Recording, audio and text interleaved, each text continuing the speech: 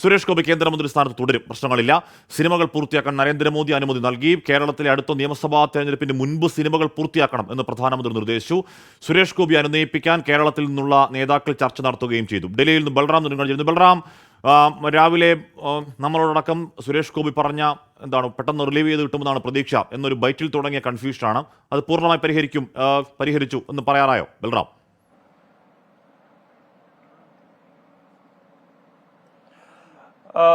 തീർച്ചയായും ഹാഷ്മി, ആ ഒരു വിഷയം അല്ലെങ്കിൽ ആ പടർന്ന അഭ്യൂഹങ്ങൾക്ക് വിരാമമായിരിക്കുന്നു. ഇതുമായി ബന്ധപ്പെട്ടുള്ള വിശദീകരണം എത്തിയിരിക്കുന്നു. സുരേഷ് ഗോപി മന്ത്രിസ്ഥാനത്ത്, കേന്ദ്ര സഹമന്ത്രി സ്ഥാനത്ത് തുടരും എന്ന് വ്യക്തമാക്കിയിരിക്കുകയാണ്.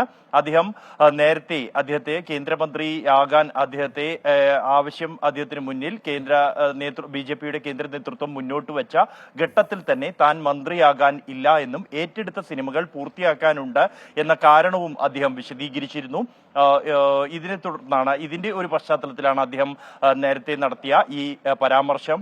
അതായത് അദ്ദേഹം തന്നെ എത്രയും വേഗം ഒഴിവാക്കുമെന്ന് പ്രതീക്ഷിക്കുന്നു എന്ന പരാമർശം ആ ഒരു പശ്ചാത്തലത്തിന്റെ അടിസ്ഥാനത്തിലാണ് അദ്ദേഹം നടത്തിയത്. എന്നാൽ അതിന് മറ്റു പല വ്യാഖ്യാനങ്ങളും ഉണ്ടായ ഒരു പശ്ചാത്തലത്തിലാണ് ഇതിന് വിശദീകരണം ഇക്കാര്യത്തിൽ ഉണ്ടായിരിക്കുന്നത്.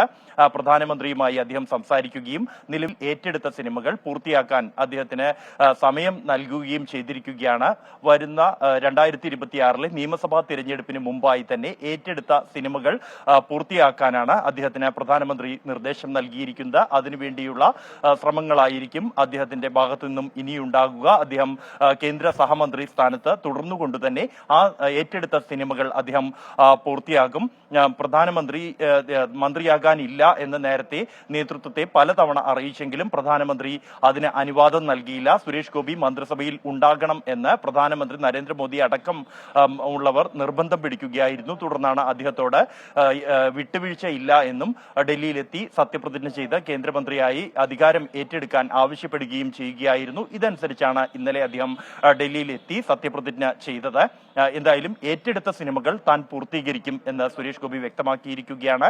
2026 നിയമസഭാ തെരഞ്ഞെടുപ്പിന് മുമ്പായി ഈ ചിത്രങ്ങൾ പൂർത്തിയാക്കി പൂർണ്ണമായും സജ്ജനാകാൻ ഉള്ള തീരുമാനത്തിലാണ് കേന്ദ്രമന്ത്രി സുരേഷ് ഗോപി.